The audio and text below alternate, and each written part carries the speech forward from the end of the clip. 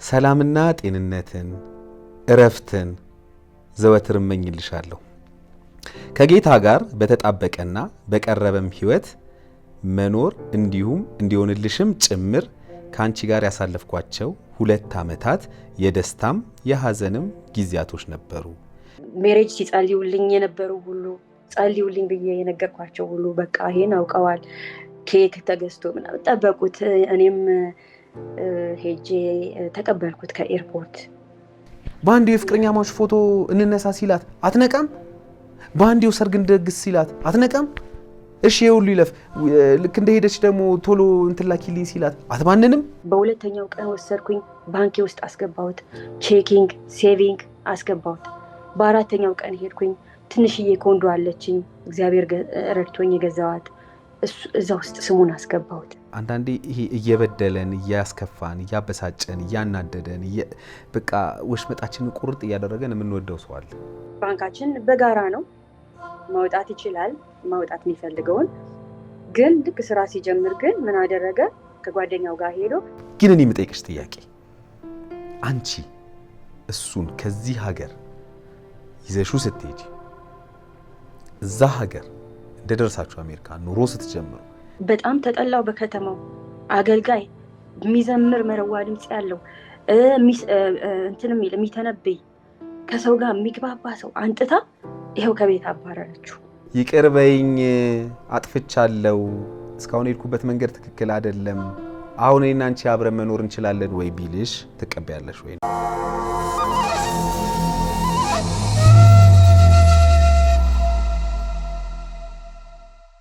በኮሪደር ልማቷ እያሸበረቀች ባለችው በለቡ መብራት በ65395 ካሬ ላይ ባረፈው በዲኤምሲ ሪል ስቴት ውብ መንደር ውስጥ ዳያስፖራ ቁጥር 1ን ጨርሰን ዳያስፖራ ቁጥር 2ን እየሸጥን መሆኑ ይታወቃል። ሆኖም በውድ ደንበኞቻችን ጥያቄ መሰረት ግንባታቸው 50% በደረሱ ብሎኮቻችን ላይ ለጥቂት ደንበኞች በካሬ ከ78000 ብር ጀምሮ በ10% ቅድመ ክፍያ ከ60% የባንክ ብድር አማራጭ ጋር ለተከታታይ 5 ቀናት እየሸጥን እንገኛለን። ፈጥነው ይመዝገቡና ከጥቂቶቹ አንዱ ይሁኑ። ለመመዝገብ ከታች ያለው ስልክ ይጠቀሙ። ዲኤምሲ ሪል ስቴት፣ ደስታው እዚህ ይጀምራል። ወደ ዱባይ በሚሄድበት ሰዓት አይ ዋስ ሶ ኤክሳይትድ። በቃ ሲያየኝ እንዴት ነው ኤክሳይትድ የሚሆነው? በቃ ይሁል ቢ ሰርፕራይዝድ እያልኩ መንገዷ እፍን ያለችው በአንድ ጊዜ ማለት ነው። ያን በማሰብ ረጅም ፍላይት ነው፣ ወደ 20 ምናምን ሰዓት ነው ኤክስትራ ፍላይት እና እዛ ስደርስ ሰርፕራይዝ አልሆነም ሲያየኝ ማለት ነው። ሰርፕራይዝ አልሆነም ማለት በቃ ዝም ብሎ ተቀበለሽ? አዎ በቃ ዲስአፖይንትም የሆነ ይመስላል፣ ብቻ አላቅም፣ ብቻ የሆነ የምትጠብቀው ኤክሳይትመንት አለ፣ ያንን አላሳየኝም ማለት ነው። እና በቃ ከዛ በኋላ ምን ይሆናል? ኤምሬት ፍላይት አንዳንድ ጊዜ ቻንስ ይሰጥሃል፣ ፈርስት ክላስ የመሄድ ቻንስ። ራንደምሊ ሰው ይመርጡና በቃ አንተ ፈርስት ክላስ ቦታ ስላለን በነፃ ትገባለህ ይላሉ ማለት ነው። ከዛ ለእሱን መረጡት ፈርስት ክላስ እንዲገባ። እኔ ወንበራችንን አብሬን ያደረግኩት ማለት ነው፣ ኢኮኖሚ ክላስ። ከዛ በጣም ኤክሳይትድ ሆነ ማለት ነው። እንዴ እኔ አንተን ሰርፕራይዝ ላደርግ መጥቼ እንዴት ነው አንተ ፈርስት ክላስ ሲፈቀድልህ ጥለኸኝ እዛ የምትገባው ስለው፣ አይ ይሄ እኮ ትልቅ ኤክስፔሪየንስ ነው ለኔ፣ እንዴ እንደዚህ አይነት ቻንስ አላገኝም፣ ስለዚህ መግባት አለብኝ አለ። ከዛ እዛ ጋር ምን አልኩኝ? አሁን እሱ ፈርስት ክላስ ሄዶ እኔ ኢኮኖሚ ብቻዬን ባሳልፍ ቫኬሽኑ እንዳለ አላናግረውም፣ ተናድጄ ነው የማሳልፈው። ስለዚህ አሁን እሱ ይናደርብኝና ኢኮኖሚ ክላስ ውስጥ ላስመልሰው ብዬ ወሰንኩኝ ለራሴ። ወደ ኢኮኖሚ እንዲመለስ አደረግኩት ማለት ነው። በቃ ህይወት ደስተኛ አልነበረም በነገሩ፣ ግን በቃ ኢትስ ኖት ፌር፣ እንዴት እንደዛ ታስባለህ ብዬ ያው እነሱን ጠየኳቸው። ወይ ሁለታችንን ፈርስት ክላስ ውሰዱን ወይ ደግሞ ኢኮኖሚክ ይባርጉን አልኳቸው። ለሁለት ሰው የለንም ለአንድ ሰው ብቻ ነው አሉ። ከዛ ስለዚህ አይሆንም ብዬ አስመለስኩም ማለት ነው። ከዛ ታይላንድ ይዤው ሄድኩኝ። ታይላንድ ሄድን። ከዛ በኋላ ታይላንድ ያው ቪዛ ስለማይጠይቅ የ30 ቀን ብቻ ነው አፕሩቫል ምናምን አይጠይቅም፣ ቀላል ነው ከኢትዮጵያ ለሚመጡ ሰዎች። ከዛም በኋላ ግን በቃ መግዛት ነው። ሻንጣ ይሞላል። ምንም የማደርግለት አይጥመውም። ይናደዳል። አሁን ለምሳሌ ሞተር ሳይክል ተከራይልኝ አለኝ ማለት ነው። ሞተር ሳይክል እዚህ ማታውቀው ሀገር ላይ አክሲደንት ሊያጋጥም ይችላል። እኔ ደግሞ ስለ ሕክምናው ማውቀው ነገር የለም። በቂ ብር አልያዝኩም ለሕክምና። ሁሉን ነገር መዘጋጀት አለብን። ከዛ ልታስደስችኝ አንጥተሽ ለምንድን ነው እንደዚህ የምታሰቃየኝ ይለኛል ማለት ነው። እና በዚህ ምክንያት ተጣልቶኝ የቆምኩበት ጥሎኝ ሄደ ማለት ነው። እና የዛ ቀን እሱ ጥሎኝ የሄደው ቦታ ቀን እንትን ምንድነው ትራቨል ኤጀንሲዎችን ቀጥረን ቀኑን ሙሉ ሊያዝናኑን የሚውሉበት ቀን ነበረ። ዝሆን ሲስል የምናይበት፣ ረጃጅም አንገት ያላቸው ሰዎች የምናይበት፣ በቃ ብዙ ብዙ ነገር ፕላን የተደረገበት ቀን ነበር ማለት ነው። ከዛ የቆምኩበት ጥሎኝ ሄደ። ቱር ባሱን በምንጠብቅበት ሰዓት ሞተር ሳይክል እንድከራይ ስላልሆነ ስላልተከራየውለት በዛ ምክንያት የቆምኩበት ጥሎኝ ሄደ።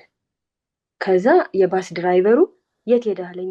አላቅም፣ ብቻችንን መሄድ አንችልም አለኝ። እሺ ምን እናርጋል? እሺ እንመለስ ወደ ሆቴላችሁ።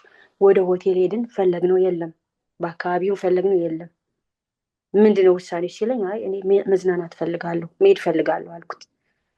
ከዛም በኋላ ፈርም፣ እሺ ዌቨር ፈርም ያለኝ ፈረምኩኝ፣ ሄድኩኝ። ብቻዬን ተዝናንቼ መጣሁ ማለት ነው። ስመጣ ኦልሬዲ ተጸጽቶ ጠበቀኝ። ከዛም በኋላ ይቅርታ ጠየቀ፣ አለፍኩት ነገሩን ማለት ነው። እና ግን እንደዚህ አይነት አጋጣሚዎች ተደጋገሙ። በቃ እንደዚህ ካላደረግሽልኝ ብሎ የሚያኮርፈው ነገር እና በተደጋጋሚ እንጣላ ነበር እዛ በነበርንበት ጊዜ ማለት ነው። እና ከዛ ያው ብዙ ያልተመቹኝ ነገሮች ነበሩ። ግን ያው አንድ የገብቼበታለሁ፣ ሜሬጅ ብዬ ገብቼበታለሁ። በቃ ውል ትራይ ቱ ወርክ ዊዝ ሂም ብዬ ያንን አለፍኩ ማለት ነው። ከዛ ቫኬሽን ጨርሰን ተለያየን። እሱም 2 ሻንጣ ስጦታ ለቤተሰቦቹ ይዞ እኔም ደግሞ ወደ አሜሪካ ተመለስኩኝ ማለት ነው። እና ከዛም በኋላ እንግዲህ የተጋባ ነው ሴፕቴምበር ሆኖ እሱ አፕሪል አፕሮቭ ተደረገ በቃ ፕሮሰሱ። እና እኔ የነበርኩኝ አፕላይ ያደረኩለት በጣም ኤቪደንስ በጣም ሂዝ ጉድ አት ቴኪንግ ፒክቸርስ ኤንድ ፕሪፔሪንግ ለፕሮሰሱ። እና ፈጠነ ነገሩ። በኤፕሪል እዚህ መጣ ማለት ነው ወደ አሜሪካ መጣ። በጣም ትልቅ ግርግር ነው የፈጠርኩት። ቸርች ውስጥ ማቃቸውን ሁሉ ነገር ያለው ስለ ሜሬጅ ሲጸልዩልኝ የነበሩ ሁሉ ጸልዩልኝ ብዬ የነገርኳቸው ሁሉ በቃ ይሄን አውቀዋል። ኬክ ተገዝቶ ምናምን ጠበቁት። እኔም ሄጄ ተቀበልኩት ከኤርፖርት።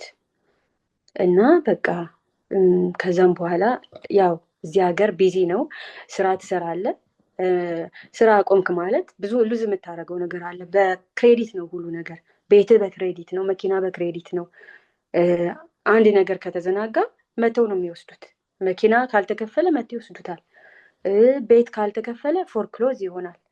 እንደዛ ነገር ነው። እና ያው ለተወሰኑ ቀናቶች እረፍት ወሰድኩኝ እሱን አገር ለማሳየት። በሁለተኛው ቀን ወሰድኩኝ፣ ባንኬ ውስጥ አስገባሁት፣ ቼኪንግ ሴቪንግ አስገባሁት። በአራተኛው ቀን ሄድኩኝ፣ ትንሽዬ ኮንዶ አለችኝ እግዚአብሔር ረድቶኝ የገዛዋት፣ እዛ ውስጥ ስሙን አስገባሁት። እና እንደውም ስነግረው ምንድን ያለኝ፣ ስምህን አስገብቼዋለሁ፣ አሁን አንተም የቤት ባለቤት ነህ ስለው፣ ይህ እዳ ውስጥ ነው ያስገባሽኝ እንጂ ያልተከፈለ ቤት እዳ ውስጥ አስገባሽኝ አለኝ ማለት ነው። እና ከዛም በኋላ ያው መኖር ቀጠልን ማለት ነው። እና በቃ በጣም ብዙ ነገሮች፣ ያው አዲስ ሜሬጅ ነው፣ ብዙ የሚያደርጋቸው ነገሮች አሉ። እግር ኳስ ይጫወት ነበር ሀረር።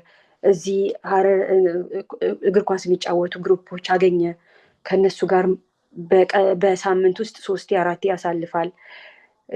እና በቃ እኔንም እንትን ማለት ጀመረ። ምን ሆነ፣ አትላንታ በዛ ሰዓት ላይ አትላንታ የእግር ኳስ ፕሮግራም ነበር ማለት ነው። እና በዛ ሰዓት ላይ ስራ እያስጀመርኩት ነበር። ስራ አስጀምሬው የመጀመሪያው ቀን ላይ ደብዳቤ ይጽፍለታል ኮቹ ማለት ነው። እዛ ሊደራቸው ይጽፍለታል ለመስሪያ ቤት የ10 ቀን እረፍት ይሰጠው ብሎ ማለት ነው። ከዛ ይፈቅድለታል ቀጣሪው። ግን እንደዚህ አይቻልም፣ አዲስ የሚቀጠር ሰው ያን ያህል ፈቃድ መጠየቅ አይችልም የሚለውና ከዛ ይፈቅድለታል። እኔ ደግሞ እንዴት ይሄን አይነገረኝም ብዬ ለዚህ ለሊደሩ ጠየቅኩት። ስጠይቀው እንዴት ሚስትህን አማክረህ ለምን አትለውም? እኛ እኮ በጣም ብዙ ገንዘብ ያስፈልገናል፣ በዚህ ሰዓት ብዙ ወጪ አውጥተናል፣ የ10 ቀን ቫኬሽን አሁን ሬዲ አይደለንም ለዛ ስለው ራሱን የቻለ ሰው ነው፣ ለራሱ መልስ መስጠት ይችላል፣ አንቺን መጠየቅ አይጠበቅብኝም አለኝ ማለት ነው። ከዛም በኋላ ያው ምንም ላደርግ አልቻልኩም። ትኬት ቆረጠለት፣ ትኬቱን ቆርጠውለት ይዘውት ሄዱ ማለት ነው። እና ከዛ በኋላ በቃ እንትን ከጓደኞቹ ጋር ያው እየሆነ እኔን ገሸሽ ማድረግ ጀመረ ማለት ነው። አሁን ለምሳሌ ያህል መስሪያ ቤት እንግዲህ ከመጣ በኋላ የስራ ፈቃድ እና ግሪን ካርድ አፕላይ ያደረግኩለት እና ከዛ በፊት ግን በቪዛው መስራት ይችል ነበረ፣ ቪዛው ኤክስፓየር እስከሚያደርግ ድረስ ማለት ነው። እና በዛ ሰዓት ላይ ስራውንም መስራት አልቻለም። ምክንያቱም እነሱ ወደ ቫኬሽን ወደ እንትን ሲወስዱት፣ ወደ አትላንታ ሲወስዱት ከዛ በኋላ ስራ ሊቀበሉት አልቻሉም መልሰው ማለት ነው ሲመለስ። ከዛ በኋላ ያው ኤክስፓየር አደረገ ቪዛው። እስከሚያልቅ ድረስ መጠበቅ ነበረብኝ ፕሮሰሱ ማለት ነው። እና ከ6 ወር በኋላ እንግዲህ እሱ የመጣው ኤፕሪል ነው። ጃንዋሪ 1 ኤፕሪል 2019 መቶ ኤፕሪል 2018 መቶ ጃንዋሪ 1 ላይ መጣ ማለት ነው የእሱ ግሪን ካርድ። ከዛ ያው ስራ አመለከትኩለት፣ ስራ አገኘ። ኢንተርቪው አብረን ሄድ ነው፣ ሁሉ ነገር አብረን ሄድ ነው። እዚህ ሀገር ደግሞ አዲስ ስትሆን የሚነግር ሰው ያስፈልጋል። እኔ ደግሞ ብዙ ሰዎች ያስተማርኩ ነኝ። ሰዎች እዚህ ሀገር ሲመጡ ስለ ሀገሩ ሕግ ስለ ባህል በቃ ያው አሁን ሚዲያ ላይ ነኝ፣ ብዙ ሰዎች ያውቁኛል፣ የረዳኋቸው ማለት ነው። ደስ ይለኛል አዲስ ከኢትዮጵያ ሰው ሲመጣ ማሳየት አይደለምና ባህል እና በቃ እነግረዋለሁ፣ እንደዚህ ነው እዚህ ሀገር እንደዚህ ነው፣ እንደዚህ ነው። እንደዚህ ስናገር ያው ደስተኛ አይደለም። በቃ ላይክ እዚህ ሀገር ስላመጣሽኝ ለእኔ በቃ እንደ ቦስ እንደሆንኩበት አሰበ ማለት ነው፣ ያን ስነግረው ማለት ነው። እና ከዛ በኋላ ምን ይሆናል፣ ስራ ይጀምራል። መኪና ግዢልኝ ይለኛል ማለት ነው። እና መኪና ግዢልኝ ሲለኝ እሺ ብዬ እዳ እጠይቃለሁ ማለት ነው። በእኔ ስም እዳ ስጠይቅ ወደ 12,000 ብር ኳሊፋይ ያደርጋለሁ ማለት ነው። ወደ 12,000 ብር የሚያወጣ መኪና መፈለግ ጀመረ። እና አዲስ መኪና ነው ማውጣት ያለበት፣ የምትወጁ ከሆነ አዲስ መኪና ነው ማውጣት ያለበት፣ ሌላም ባንክ ሄደሽ እዳ ጠይቂ ይለኛል ጓደኛው ማለት ነው። እና ይህን መናገር የምፈልገው ብዙ ሰዎች በእኔ ሁኔታ ያለፉ ሰዎች ይሄ ተመሳሳይ አይነት ሁኔታ አልፈዋል። የሆነ አንድ ጓደኛ አለ እየመጣ እንትን የሚል ማለት ነው። እና ከዛም በኋላ አፕላይ ማድረግ ጀመርኩ ሌላ ባንክ እና እሱ ያገኘለት መኪና $25,000 የሚያወጣ ነው። በዛ ሰዓት የቤት ዕዳ አለ፣ እሱ እየሰራ አይደለም፣ እኔ ብቻ ነኝ የምሰራው። እኔ ራሱ የሚሄድባቸው ታይሞች ረጅም ስለሆኑ ኮምፕሌን እያደረገ ነበረ በጊዜው። ነገሩ ቢያሳስበኝም ግን ለዚህ ብዬ መጣላት አልፈለኩም። መፈለግ ጀመርኩ ማለት ነው መኪና። እና በዚህ መሀል በስራ ቦታ ገንዘብ በጣም እንደሚቸግረው እኔ ደግሞ ገንዘብ እንደማልሰጠው አድርጎ ለሰዎች ይነግርና ብር ይሰበስቡለታል ማለት ነው። እና ብር ሲሰበሰብለት ግን በኋላ መጨረሻ አንድ ማቀው ሰው ጋር ደረሰና በፍጹም ይሄ ከእውነት የራቀ ነው፣ ይሄ ውሸት ነው፣ እሷ እንደዚህ አይነት ሰው አይደለችም ብለው ያንን መሰብሰቡን ያቆማሉ ማለት ነው። እና እንዳልኩ ያው ባንካችን በጋራ ነው፣ ማውጣት ይችላል ማውጣት የሚፈልገውን። ግን ልክ ስራ ሲጀምር ግን ምን አደረገ? ከጓደኛው ጋር ሄዶ የራሱን ባንክ ከፈተ ማለት ነው። የእኔ ባንክ ውስጥ ሳስገባው የተጠቀምነው የእኔን ኢሜይል ነበረ እና ሌላ ባንክ ሲከፍት ኢሜይል ኖቲፊኬሽን ደረሰ እና በጋራ አካውንታችን ውስጥ አያስገባም፣ ወደዛ ያስገባል ማለት ነው። ጸጥ አልኩኝ፣ ምንም ማለት እና ነገሮች ግን ያው እያሳሰቡኝ መጥተዋል በጊዜው እና ወደ ቸርችም ሄዶ እንትን አለ ከሰሰኝ። ስራ ፉል ታይም ስራ አለችኝ ብሎ ከሰሰኝ። ያው ወደ ቸርችም ተጠራው፣ ደወሉልኝ። ኮቪድ ነበር ጊዜው። ያ እኔ አሁን ወደፊት እያስኬድኩ ነው የምነግርህ። በጊዜው እርጉዝ ነበርኩኝ። ከዛም በፊት ያው እንዲሰራ እፈልጋለሁ ፉል ታይም፣ ምክንያቱም እዚያ ብዙ ያወጣ ነው ብር አለ እንዳለ ሴቪንጌ ነው የተጠቀምኩት ለሽርሽሩ ለሰርጉም ለምን እና ሴትልድ ዳውን እንድንሆን እሱም እኔም መስራት እንዳለብኝ ተሰማኝ እና እሱ ደግሞ ብዙ አልፈለገም መስራት። ኦልሬዲ አንቺ በምትሰሪው እየኖርን አይደለም ወይ የኔ መስራት ምን አስፈለገ? ፉል ታይም ስራ አለችኝ ብሎ ከሰሰሽ? አዎ። እና ከዛም በኋላ የሚገርም ግን እነሱም በጣም በሚገርም ሁኔታ ተናግሮ የማሳመን ችሎታ አለው እና ከዛ ለእነሱ ሲነግራቸው እነሱ ለምንድን ነው ኢትዮጵያ ስታመጩ ይሰራ ነበር ወይ አሉኝ። አይሰራም ነበር፣ ያው ስራ ስላላገኘ ነው የማይሰራው።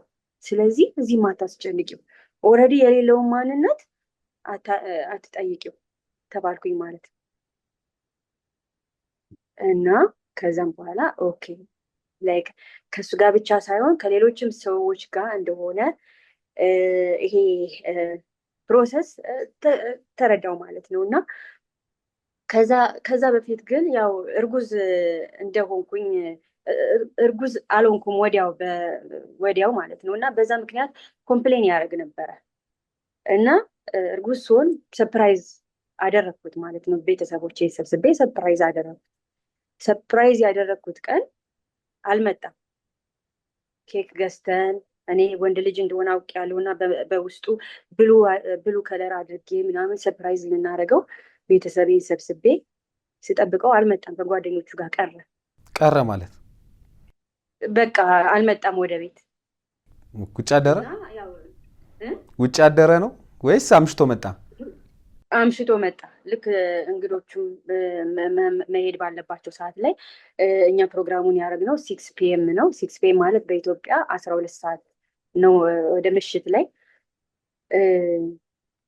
ከዛ እሱ ደግሞ ከምሽቱ 4 ሰዓት መጣ ማለት ነው፣ መተኛ ሰዓት ላይ እና ቀጠረው ነበረኝ ብሎ አልመጣም። እና ብቻ ያው በጣም ትልቅ ሰርፕራይዝ ብዬ ያሰብኩት ሲቹዌሽን እንደዛ አለፈ ማለት ነው። እና ስራ ያው እርግዝናም እየታየ ሲመጣ እኔ የምሰራው ደግሞ አይሲዩ ነበር። አይሲዩ ደግሞ በብዛት የሚመጡት ኮቪድ ፔሸንቶች ነበሩ እና እርጉዝ ሲኮን ኢሚዩን ሲስተም በሽታ የመከላከል አቅማችን ይቀንሳል። ከዛም በኋላ በቃ ሪስትሪክሽን ላይ መሆን አለብሽ ተባልኩኝ እስከምትወልጂ ድረስ ተባልኩና ከስራ እግዚአብሔር ይባርካቸው እዚህ ሀገር አንደርስታንድ ያደርጋሉ። ከስራ የተወሰነ ብር እየተከፈለኝ እንደወጣ ተደረገ ማለት ነው። 60% ኖርማሊ ከሚከፈለኝ 60% እንዲከፈለኝ ተደረገ። ግን እንደዛ ሲሆን ከኢንሹራንስ አስወጡኝ። በዛ ሰዓት ላይ ኢንሹራንስ የኔንም የሱንም ከፍለው ነው የነበርኩ። የሜዲካል ኢንሹራንስ የሕክምና ኢንሹራንስ ወደ 500 ብር እከፍል ነበር በየወሩ ለእኔም ለሱ 250 እና ከዛ ሲያስወጡኝ አሁን አንተ ስራ አልኩት። አንተ ስራ፣ ምክንያቱም እኔ እስከምወልድ ድረስ ብዙ ወጪ ነው የሚኖረው፣ ኢንሹራንስ ያስፈልገናል። አሁን ላይ ኢንሹራንስ ግዴታ ነው፣ በነፃ መውለድ የለም እዚህ ሀገር አልኩት። ከዛም በኋላ ያንንም ወስዶ ነገረ ማለት ነው።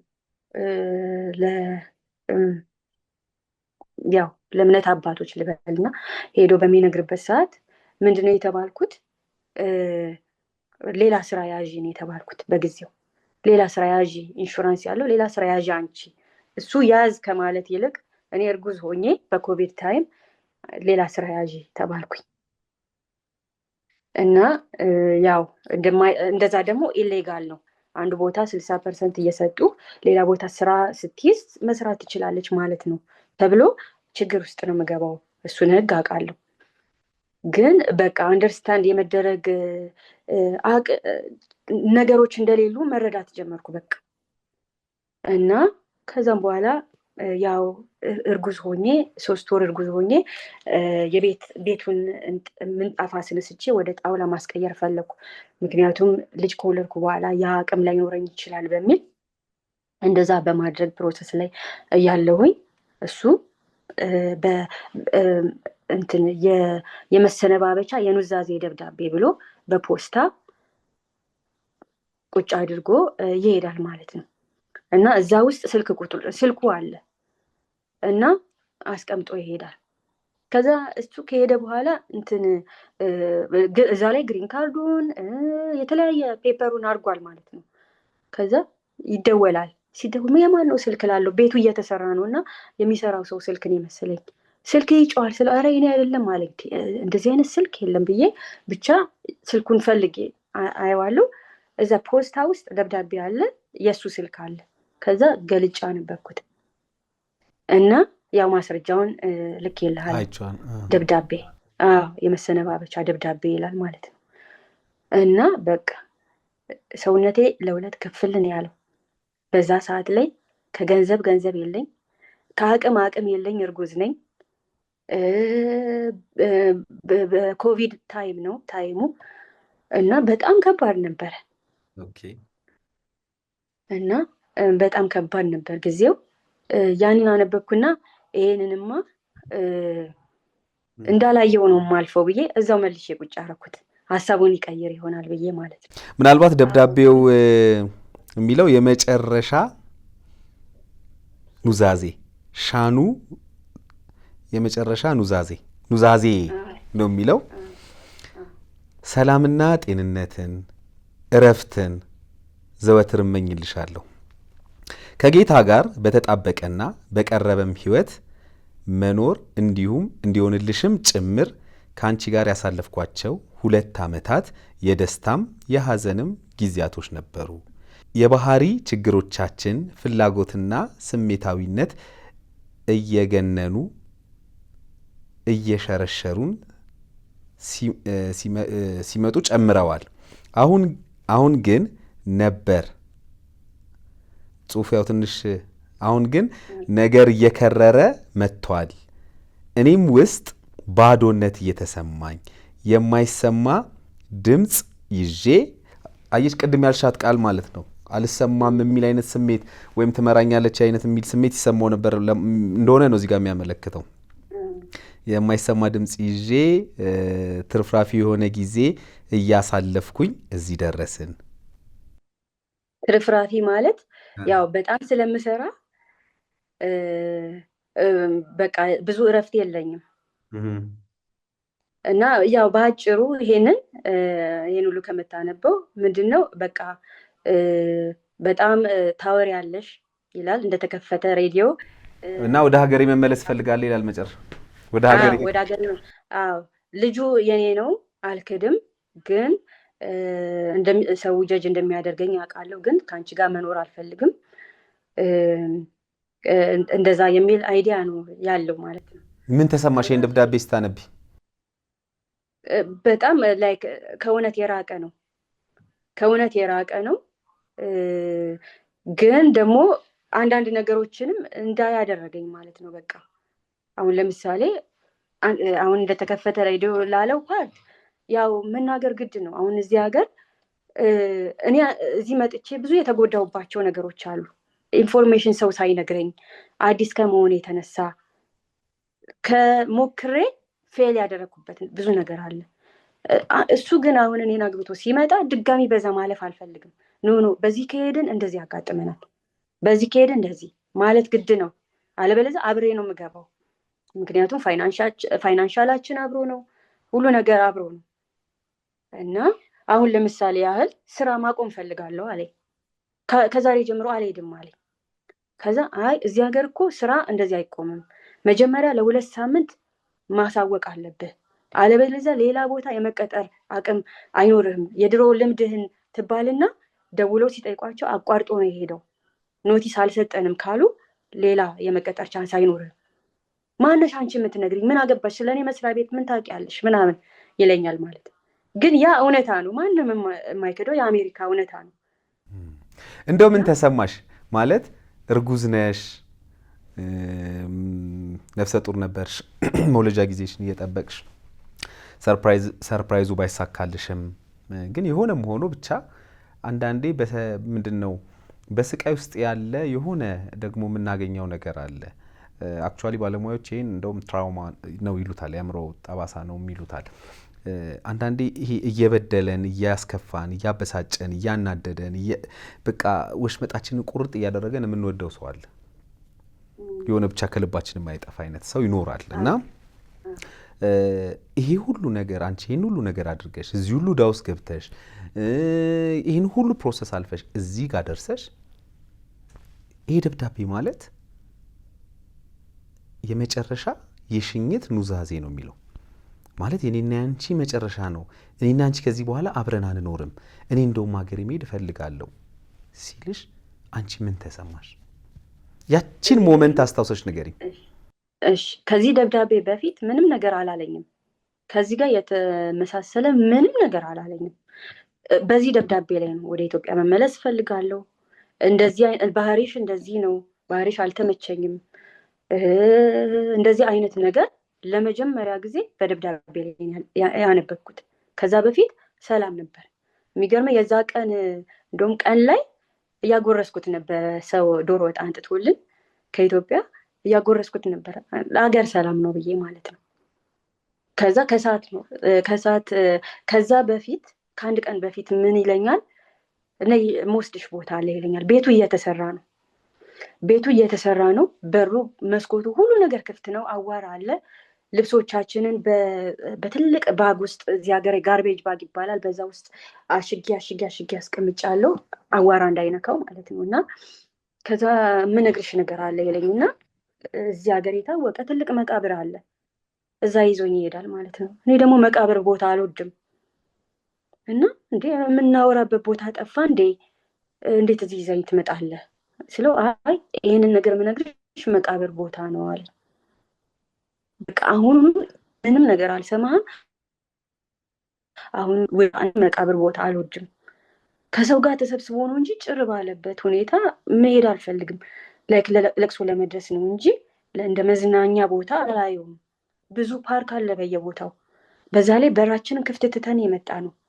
ቤት እየተሰራ ነው፣ ማንም የለም ቤት ውስጥ። የሚሰራው ሰው ጨርሶ ሲሄድ ማነው በሩን ይዘጋው? ስለዚህ እንደዚህ ርቀን መሄድ የለብን፣ ፕሊስ መልሰኝ አልኩት። ከዛ በዚህ መቃብር እምልልሻለሁ፣ ዛሬ ልነግርሽ የነበረውን መቼም አልነግርሽም፣ ወደ መቃብር ይዤው ገባለሁ አለኝ። ከዛ ያው ምን ሊነግረኝ እንደነበረ አላወቅኩም፣ ግን በፍጹም በቃ ራሴን ፑሽ ማድረግ አልቻልኩም። እዛ ውስጥ ቁጭ ብዬ ማለት ነው። ፈራሁት፣ ራሱ መቃብር ቦታ ይዞኝ ስለሄደ ፈራሁት፣ ምንድን ነው ብዬ እና ከዛ በነጋታው ነው ይሄንን ያስቀመጠልኝ ማለት ነው። እዚህ ደብዳቤው ላይ እንደምታነበው ጽፎታል። በመቃብሩ ምልልሻለሁ፣ አልነግርሽም፣ ወደ መቃብር ይዤ እገባለሁ የሚል ነገር ማለት ነው። ከዛም በኋላ ያን ደብዳቤ መለስኩት ማለት ነው። እና ያው ሳሎን መኝታ ቤቱ ተሰርቶ የሳሎኑ ዕቃ ደግሞ ወደ መኝታ ቤት እየተወሰደ ያለበት ቀን ነበር እና ያው እርጉዝ ስለነበርኩ ሰዎች አንጥቼ እንዲያግዙኝ ዕቃ እያመላለሱልኝ እያለ እሱ ማታ ላይ መጣ ከጓደኞቹ ጋር ውሎ። ከዛም በኋላ መጣና ደብዳቤውን አንስቶ ኪሱ ከቶ ወደ መኝታ ቤት ገባ ማለት ነው። ከዛ አይሆፕ ሀሳቡን ይቀይራል ብዬ ጸጥ አልኩ ማለት ነው። ከዛ በነጋታው አግዘኝ አልኩት ማለት ነው። እንደዚህ ምንጣፎቹ ሲነሱ ምንጣፎቹን አውጥተህ ካልጣልክ ኤክስትራ የምትከፍለዋለህ የሚሰራው ሰው ከሚጠል ከሆነ በቃ እኔ ደግሞ ነው ለዛማ ኤክስትራ አልከፍልም፣ ቀላል ነገር ነው እሱ ብዬ እኔ ደግሞ ያው እርጉዝ ስሆን ሸክም ምናምን አይፈቀድም እና እስቲ አግዘኝ እነዚህ ነገሮች ማውጣት አግዘኝ ስለው ብትፈልጊ ቀጥረሽ አሰሪ እንጂ እኔ አልረዳሽም ብሎ ጥሎኝ ይሄዳል ማለት ነው።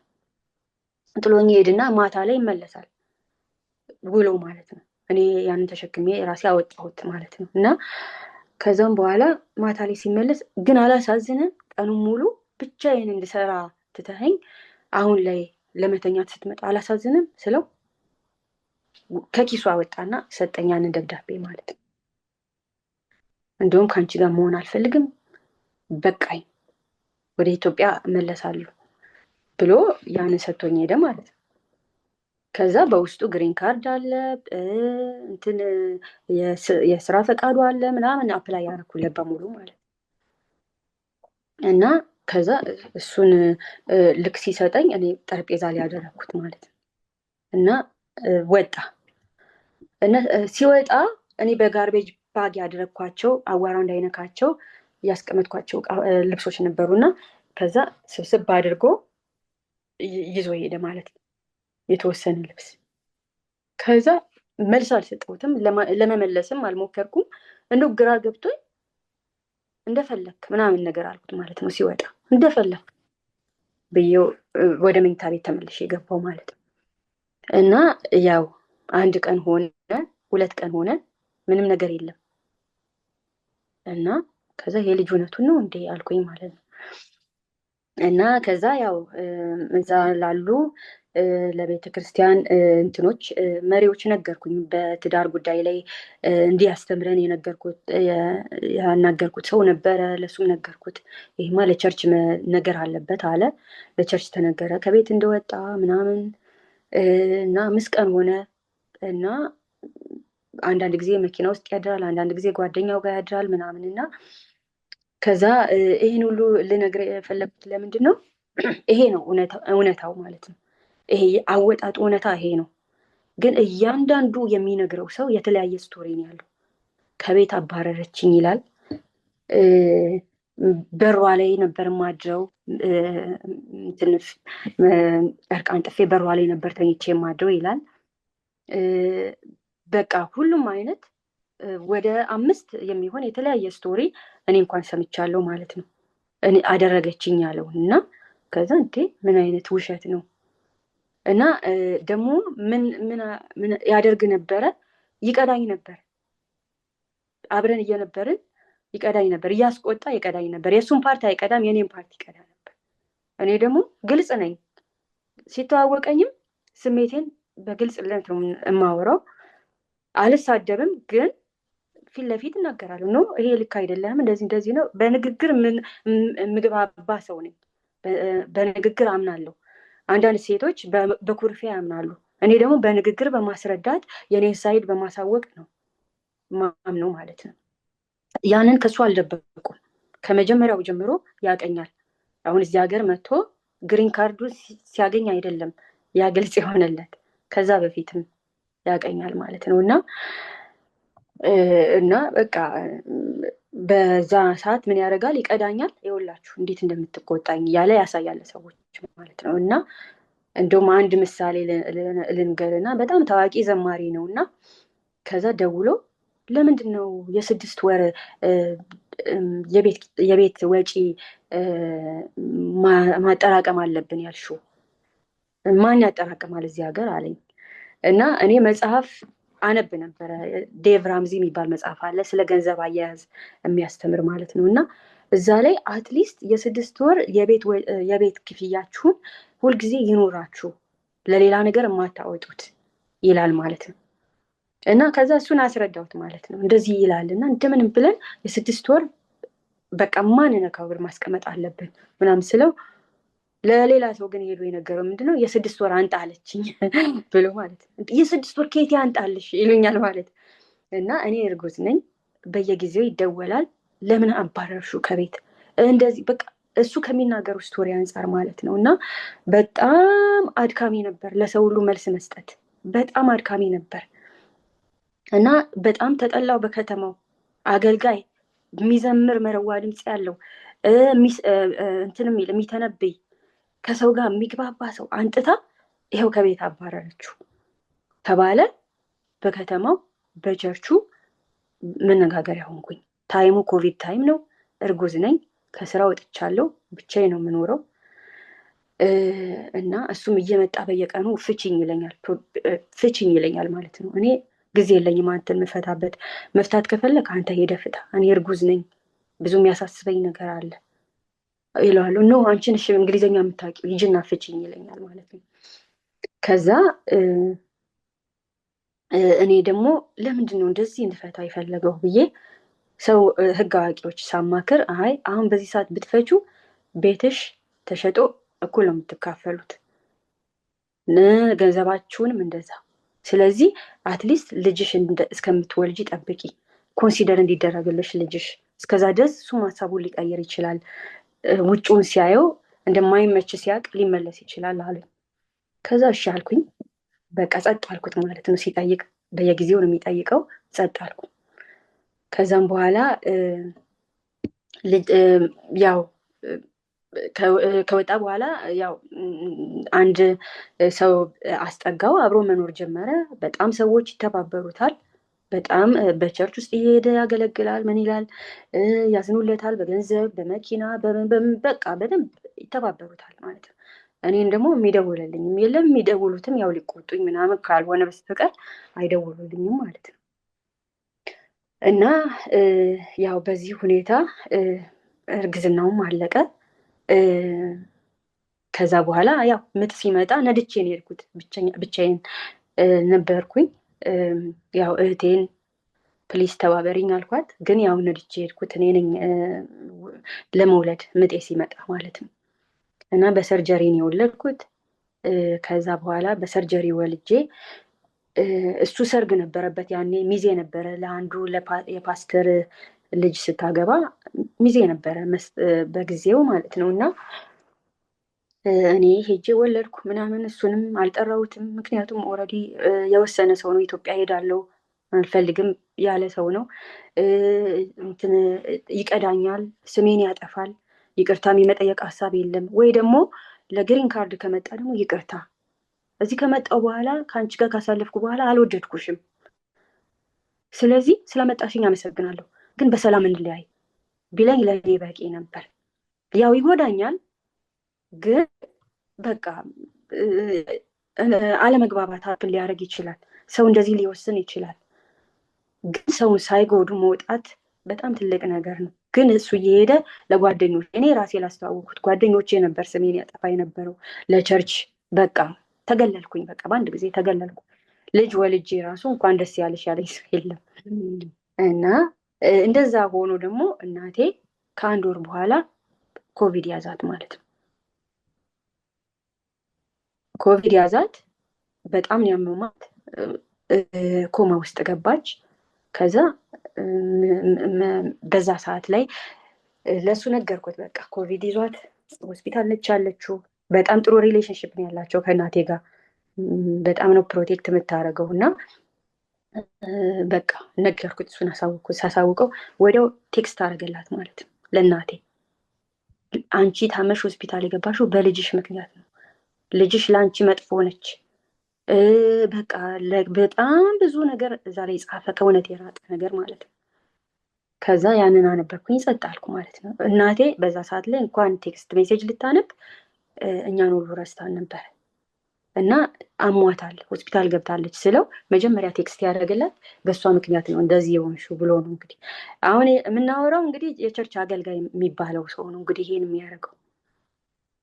እና ከዛም በኋላ ያላደረግኩትን እንደዚህ ያደረገችሽ ብሎ ለእናቴ ቴክስት አደረገ። እና እኔ ነኝ ግን ያነበብኩት ማለት ነው።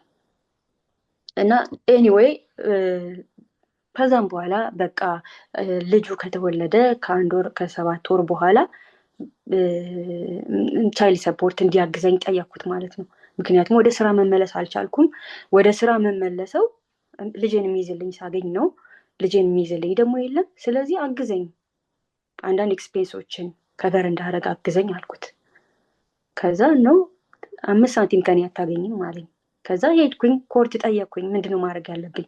እንዲያግዘኝ ተቸግሬያለሁ አልኳቸው። ዲቮርስ ፔፐር ማስገባት አለብሽ አሉኝ። ኦኬ፣ በዛ መንገድ ብቻ ነው ሌላ መንገድ የለም ስላቸው፣ ያ ብቻ ነው አሉኝ። ከዛ ዲቮርስ ፔፐር አስገባው ማለት ነው። ዲቮርስ ፔፐር አስገባው። ከዛ በኋላ ቻይልድ ሰፖርት ጠየቅኩኝ ማለት ነው እንዲያግዘኝ። እና ከሱ በፊት ያው ስሙን በቤቴ ውስጥ የሱን ስም አድርጌ ነበር ብያለሁ። እና በዛ ላይ ደግሞ ሪፋይናንስ በማድረግ ሪፋይናንስ ማለት የተሻለ ኢንተረስት ሬት ሲገኝ በየወሩ የሚከፈለው እንዲቀንስልህ የምታደርገው ፕሮሰስ ነው። እና እንደዛ አይነት ፕሮሰስ ውስጥ ገብቼ ነበር እና ያው እሱ የሚፈረምበት ጊዜ ሲመጣ ነገርኩት ለሱ ማለት ነው። እዳው አሁን ስትፈርም እዳው የጋራችን ነው የሚሆኑ አልኩት። አይ እዳ አልፈልግም ካልክ ግን ይሄንን ፊርማ ፈርም፣ ወደ እኔ ይዞራል፣ እዳው በእኔ ብቻ ይሆናል አልኩት ማለት ነው። ከዛም በኋላ ወዲያው ፈረመልኝ፣ ኖቶራይዝ አደረገ። ያ ማለት ወደ እኔ ዞረ ማለት ቤቱም የኔ ይሆናል ሪፋይናንስ አድርገው ማለት ነው። እና በዛ አጋጣሚ ቤቴን ማትረፍ ቻልኩኝ። እና በጣም በኋላ ላይ ፋይንድ አውት ሲያደርግ እኔ ቤቱን እንደማልካፈል ባቅ ኖሮ ያንን እዳውንም በእኔ ላይ አድርጌ ስቲል አልፈርምም ነበር አለ በጊዜው ማለት ነው። እና ለኮርት ራሱ እንደዛ ብሎ ተናገረ። እና ብቻ ያው ልጁም ተወለደ። ደስ የሚል ልጅ ወለድኩኝ፣ እግዚአብሔር ይመስገን፣ ጤነኛ ልጅ። እና እሱም መቶ ማየት ፈለገ። እንዲያየም እድል ሰጠሁት። መቶ አየ።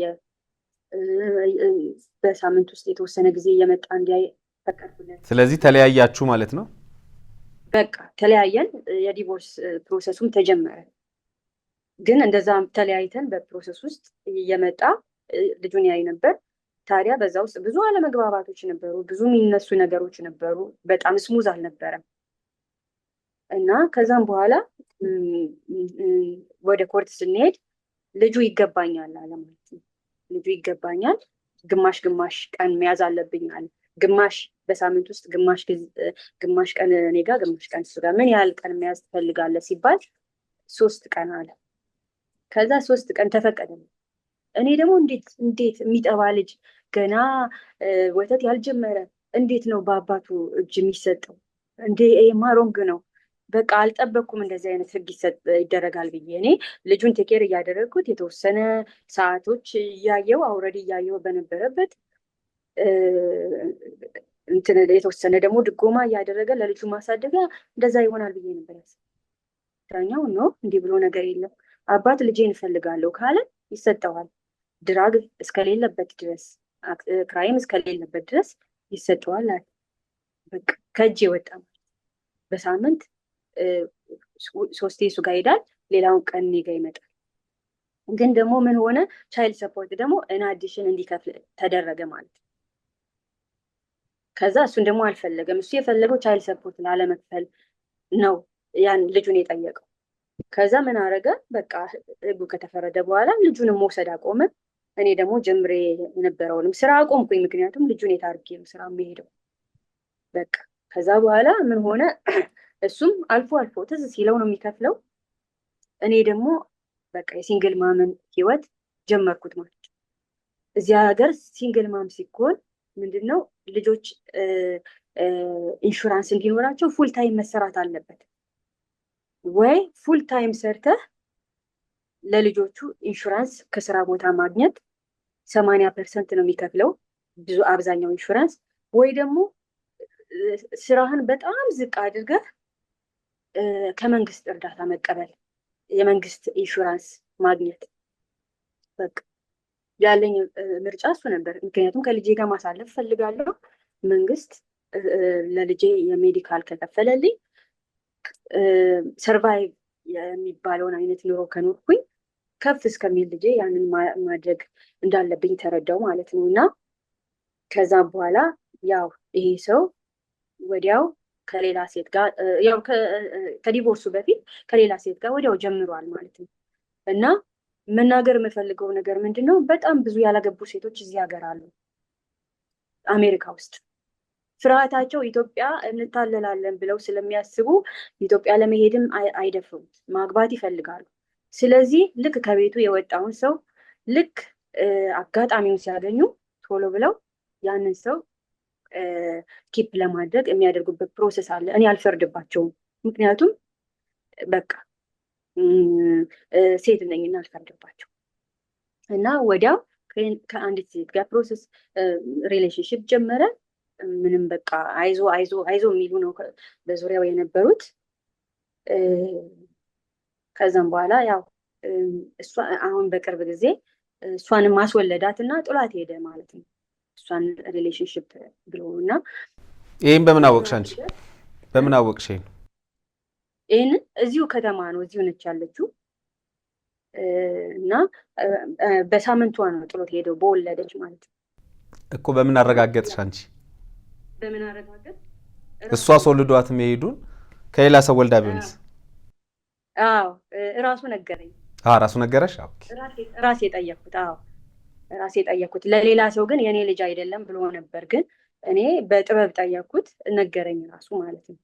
እና ያው ለ4 ዓመት ዴት አድርገዋለች ከኔ ጋር ከወጣ በኋላ ለ4 ዓመት ዴት አድርገዋለች።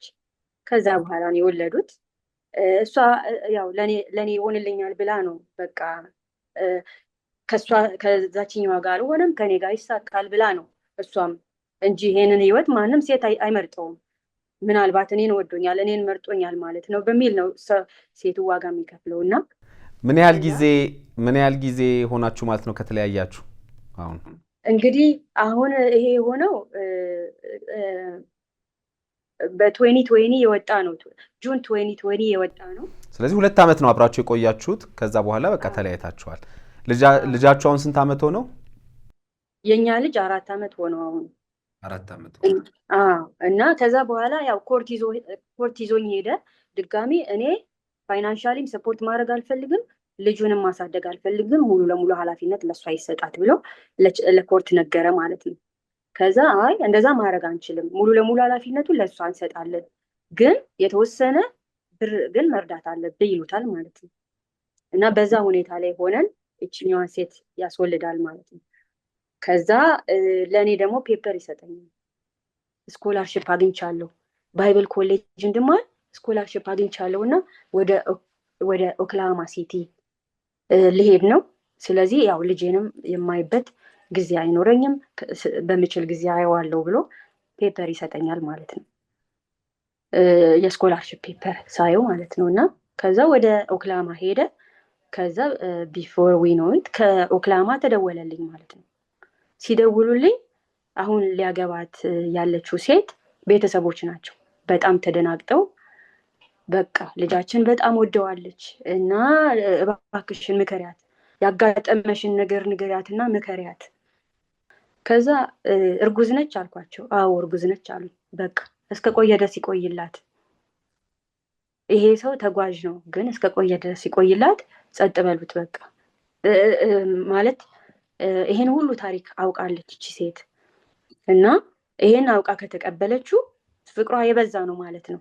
እና ያንን አይቶ ቢቆይላት ከአሁን በኋላ ሴቶችን መጉዳት ቢያቆም ራሱ እዚህ ጋር እንኳን ቢያቆም ጥሩ ነው ብዬ ለነሱ ነገርኳቸው ማለት ነው። በቃ ሊለወጥ ይችል ይሆናል እና እስቲ በቃ ልጅ ካረገዘች ወዲያው አትወስን ትየው አልኳቸው ማለት ነው። ከዛም በኋላ ግን ምን ሆነ፣ እዛው ሀረር እያለ የሚያውቁት ሰዎች ሀረር ያስወለዳት ሴት እንዳለች ከሴት ጋር እንደነበረ እና ባለትዳር ይሁን አይሁን እሱን እርግጥ ግልጽ አላረጉልኝም፣ ግን እንደዛ አይነት ላይፍ እንደነበረው ነገሩኝ። ደነገጥኩኝ። በቃ እነዚህ እዚህ ከመጣ በኋላ ሀፕን ያደረገው ከኔ በኋላ ነው። ብዙም ተች አላረገኝም፣ ግን እኔ ከማግባቴ በፊት እሱን ከማግባቴ በፊት ኢትዮጵያ ሴት የነበረችው ልጅ ያለው አንድ ቀን ሜንሽን አድርጎ የማያውቀው ስለ ልጅ እንደነበረ አወቅኩ ማለት ነው። በህይወቴ እኔ ራሴን ጠብቄ ነው የኖርኩት፣ ከማንም ወንድ ጋር ግንኙነት የለኝም። እሱም እንደዛ ነው ያለኝ፣ ምንም ከራሱን ጠብቆ እንደኖረ። እንደውም አንዲት ሴት አታላ መድኃኒት ሰጥታ እንደደፈረችው ነግሮኛል፣ ኢትዮጵያ ማለት ነው። ያ እና ስነቃ አልጋ ላይ ራሴን አገኘሁት። አጠገቤ ደግሞ መጠጥ ነበረ።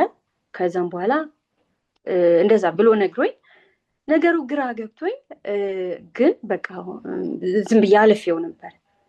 ግን ላይክ ልጅ ያስወለዳት እናት እንዳለች ካላባት እያደገ ያለ ልጅ እንዳለ ሳቅ፣ ይሄ ሰው በጣም ድብቅ ሰው ነው። እንዴት ሀረር ድረስ ሄጄ አንድ ሰው ወደ ጎን ወስዶ ይሄን አልነገረኝም? ልጅ እንዳለው ታውቂያለሽ ያለኝ ሰው የለም። እና የሚገርም ቤተሰቦቹን ሁሉ አሁን በቅርብ ጊዜ ደውዬላቸው ነበር እና ምንድን ያሉት ከቤተሰቦቹ ከሞቀበት ከቤተሰብ ወጥተሽ አሜሪካ ወስደሽ አሰቃየሽ የሚከፍለውን ዋጋ ሁላችንም የምናውቀው ነው እና አሜሪካ ወስደሽ አሰቃየሽው ትልቅ በደል በደልሽው አሉኝ። ያው እሱ ከሚነግራቸው አንጻር ነው እና ምንድነው ይሄን ታሪክ የምነግራችሁ እኔም ጥፋት አለኝ። ምክንያቱም አንድ ሜሬጅ ውስጥ ስንገባ ሁላችንም የራሳችን ኃላፊነት አለ። የራሳችን የሆነ ጥንቃቄ መኖር አለበት እና እኔ ያጋጠመኝ ነገር ለሚቀጥለው እንደሚያጋጥማት ማሰብ አለባት እና ለዛ ዝግጁ ነኝ ወይ? ያንን ቻሌንጅ ለመቀበል ዝግጁ ነኝ ወይ? የተለወጠ ሰው አይደለም የምታገባው፣ የተለወጠ ሰው አይደለም። በአጭር ጊዜ ውስጥ ሰው አይለወጥም እና ይሄ ማንነቱ እኔ ባዘር አያደርገኝም የምትል ሰው ነች መቀበል ያለባት።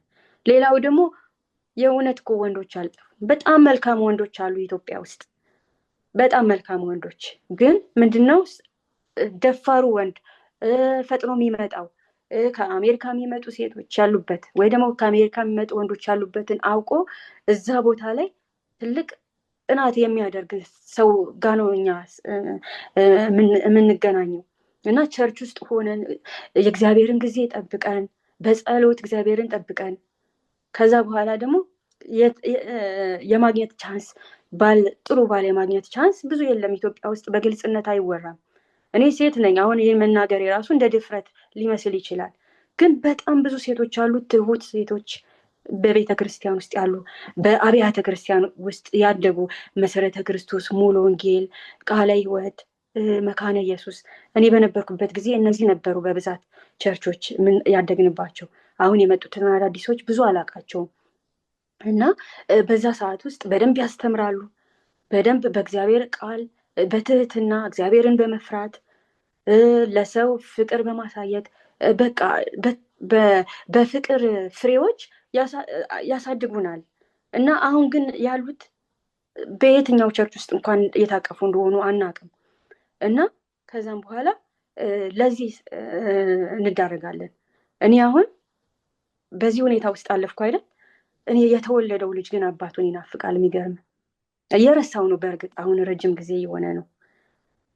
የሚወለዱ ህፃናቶች አባታቸውን ይናፍቃሉ፣ እናታቸውን ይናፍቃሉ። ለዛ ማነው ኃላፊነት የሚወስደው? እንደ ኮሚኒቲ ሁላችንም ይጠበቅብናል። ምናልባት ቅድም ላነሳሽው ማነው ይሄን እንደ ማህበረሰብ ኮሚኒቲውም ሁሉም ኃላፊነት መውሰድ መቻል አለበት፣ ልጅ ብቻውን እንዳያድግ።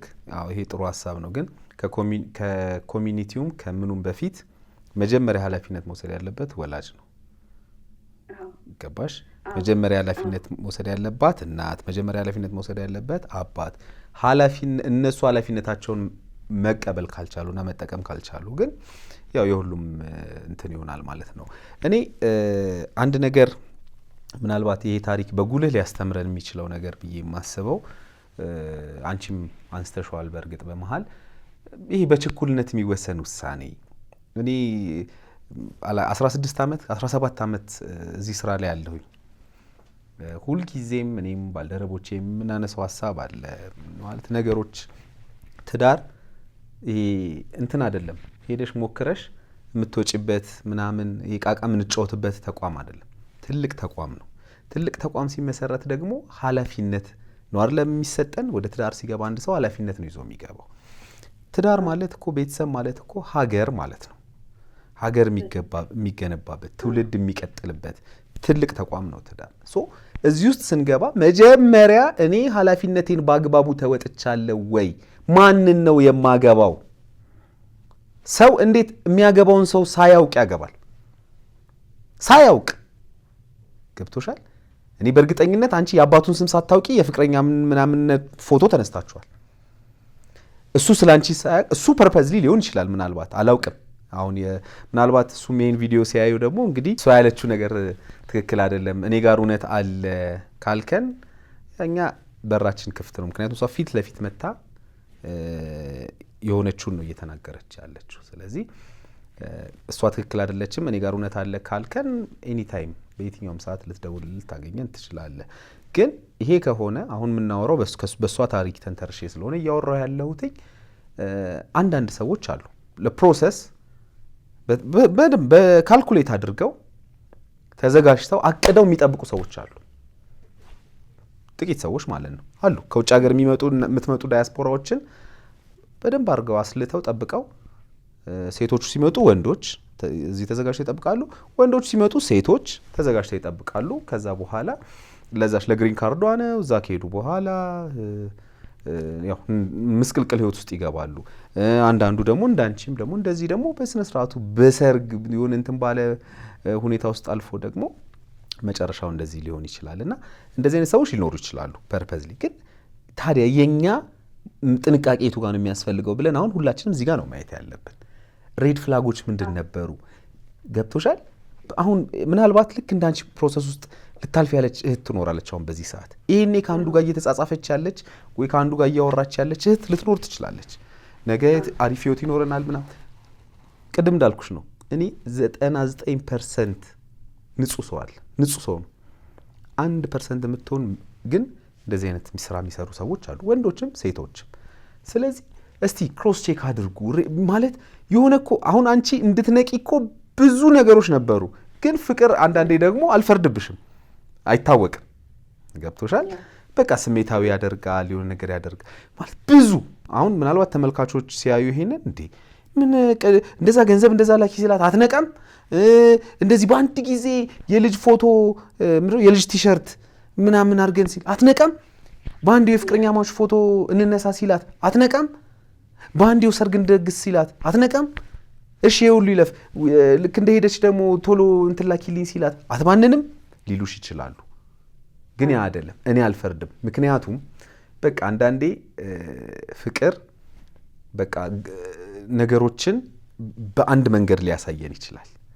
ማንም ሰው ያፈቀረ ሞኝ ነው ይባል የለ? በቃ ማለት ስታፈቅሪ ሁሉ ነገር ትክክል፣ ሁሉ ነገር እውነት፣ ሁሉ ነገር ሆኖ ታይቶች ሊሆን ይችላል። ግን እኔ የምጠይቅሽ ጥያቄ አንቺ እሱን ከዚህ ሀገር ይዘሹ ስትሄጂ እዛ ሀገር እንደደረሳችሁ አሜሪካ ኑሮ ስትጀምሩ ጥሩ ሚስት ሆኜለት ነበር ብለሽ ታስቢያለሽ?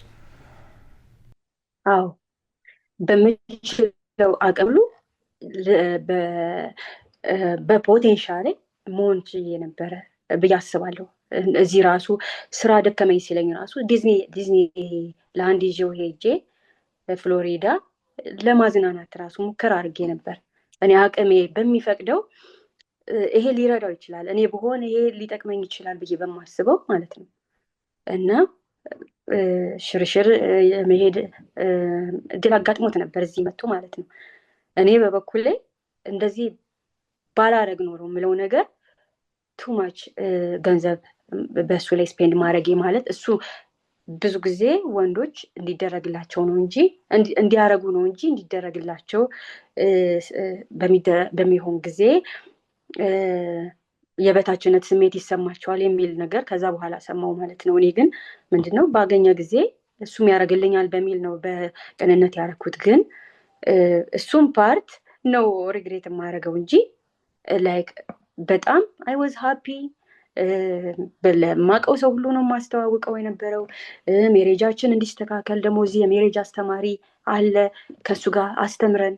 እኔ ብዙ ታሪኮችን አውቃለሁ፣ ያው ስራዬም ስለሆነ ብዙ ታሪኮችን ስለምሰማና አንዳንድ እህቶች ወንዶችን ከዚህ ሀገር ይዘው ሄደው አሜሪካም አውሮፓም ያሉ ታሪኮችን አውቃለሁ። እኔ ይዘው ይሄዱና ከዛ በኋላ ያው ወንዶቹ ከዚህ የሄዱት አገሩን እስኪለምዱ ቋንቋውን፣ ስራውን ምን እስኪያገኙ ግሪን ካርዱ ይሄ የመኖሪያ ፍቃዱም የስራ ፍቃዱንም እስኪያገኙ ድረስ ያው በሴቶቹ ቁጥጥር ስር የመሆን እድል ይኖራቸዋልና በጣም አቢዩዝ የሚያደርጉ እህቶች ገጥመውኛል። በነገራችን ላይ ወንዶች ብቻ አይደሉም ፈልጌ ነው። በጣም አቢዩዝ የሚያደርጉ እህቶች ገጥመውኛል፣ ወንዶችን ማለት ነው። እዛ ወስደው በቃ በእነሱ ቁጥጥር ስር ናቸው፣ በጣም አቢዩዝ ያደርጓቸዋል። እንደዚህ አይነት ነገር ይገጥመኛል። እና ምናልባት አንቺ እንደዛ አድርገሽው ይሆን?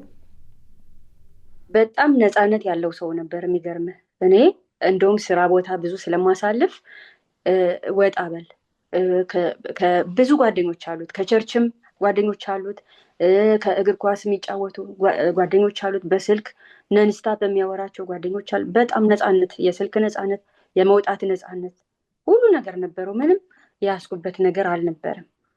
እና ያው እኔ ይሄንን ስጽፍ ማለት ነው እኔ ራሴን በቃ ፐርፌክት አድርጌ አይደለም እያቀረብኩኝ ያለሁት። ይሄን ደግሞ በዚህ ነገር ደግሞ በማልፍ ጊዜ በጣም ህርት አድርጎኛል። በጣም ተጎድቼበታለሁ። ምክንያቱም ፎር ላይፍ ነው ይሄንን ሜሬጅ ያሰብኩት። ይሄንን ዋጋ ስከፍል ተነስቶ በድንገት ጥሎ እንደሚሄድ አቅልሎ እንደሚያየው አላሰብኩም ነበር እና ከዛ በኋላ ራሴን ሂል ያደረግኩበት ነገር መጽሐፍ ነው። ግጥም መጽሐፍ እወዳለሁ እና በዛ ውስጥ እጽፍ ነበረ፣ ብሶቴን እጽፍ ነበረ ማለት ነው። እና አንድ ቀን ሰዎችን ያስተምራል። አንደኛ ጣልቃ የሚገቡት ሰዎች በምን አይነት ሁኔታ ነው ጣልቃ መግባት ያለብን? የሚያስታርቁ ሰዎች እንዴት ነው ከሁለቱም ሳይድ መስማት ያለብን? ምን ያህል ነው ጣልቃ መግባት ያለብን? ሌሎች ደግሞ ጀጅ የሚያደርጉትም ራሳቸውን ያዩበታል። ሴቶቹም ወንዶቹም ራሳቸውን ያዩበታል። እንደውም ወንዶች ጓደኞች አሉኝ በጣም ብዙ ጥሩ ጥሩ ጓደኞች እና ይህንን መጽሐፍ ሲያነቡ ነው የጻፍኩትን ማለት ነው። አንቺ እኮ በጣም ፋራ ነሽ፣ እኛ እንኳን አውቀናል፣ ይህን ስናነብ አውቀናል ይሄ እንደዚህ አይነት ሰው እንደሆነ ያሉ አሉ ኖቲስ አድርገው እና ለካ እንደዚህ አይነት አለ የሚለውን ሰዎች ማወቅ ችለዋል። እና አሁን በቅርብ ጊዜ ውስጥ ለምሳሌ ያህል በጣም በውሸት የተካነ መሆኑን ለማሳየት እንትን የሜዲካል ማስረጃ ይዞ ያሳያል ማለት ነው።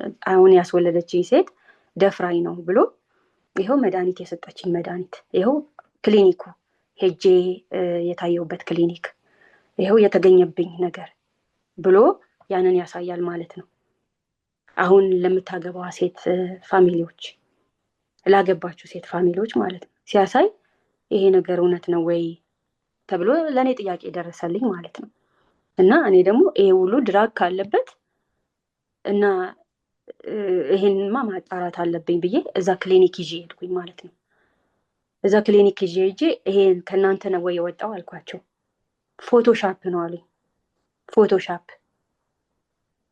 እና ይሄ ራሱ ከ20 ዓመት በላይ እስር ቤት ሊያስገባው ይችላል። ይሄ ብቻውን ሜዲካል ኢንፎርሜሽን ፍራውድ ማድረግ ማለት ነው።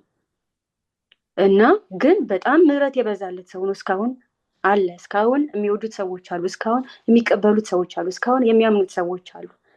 እና እኔም መልካሙን እመኝለታለሁ። ወደፊት ቢሻሻል፣ ቢስተካከል፣ ወደ ልቦ ቢመለስ፣ ሴቶችን ከዚህ በላይ መርዳት ቢያቆም ጥሩ ነው እላለሁ። እኔ ደግሞ ከዚህ ነገር የተማርኩበት ነገር አንገቴን ደፍቼ አልቀርም። ጉዳቱን አይቻለሁ። የብቸኝነትን፣ የመገለልን፣ የሲንግል ማምነትን አይቻለሁ። እንግዲህ ከዛ በኋላ ይሄ ታሪክ አስተምሮሽ በጣም ብዙ እንቅስቃሴዎች እንደገባሽ አውቃለሁኝ። መጽሐፉን እንዳልሹም አንቺ ጽፈሻል፣ ትልኪልኛለሽ፣ አነበዋለሁኝ። ከዛ ውጪ እንግዲህ ከኤንጂኦም ከፍተሻል እና ስለ እነሱ ጠቅለል አድርገሽ ንገሪኝና እንለያይ። አመሰግናለሁ። ያው መጽሐፉ የህልመኛው ጭንብል ነው የሚለው ከፍቅር ጊዜ እስከ ይቅርታ ድረስ የሚወስድ ነው እና በብዙ አይነት ፕሮሰስ ውስጥ እንደሚታለፍ ብዙ ጊዜ አንዳንድ ድራማዎች ስናይ መጨረሻው ሀፒ ነው፣ ላይክ ልክ ሜሬጅ ከተደረገ በኋላ ከዛ በኋላ አይነገርም። ይሄኛው ግን ኦኬ መጨረሻው እንደዚህ ሊሆን ይችላል የሚለውን ሰዎች እንዲያዩ እና ሁልጊዜ ራሳችን ማዘጋጀት አለብን። ላይፍ ላይ ቻሌንጅ ሊያጋጥመን ይችላል።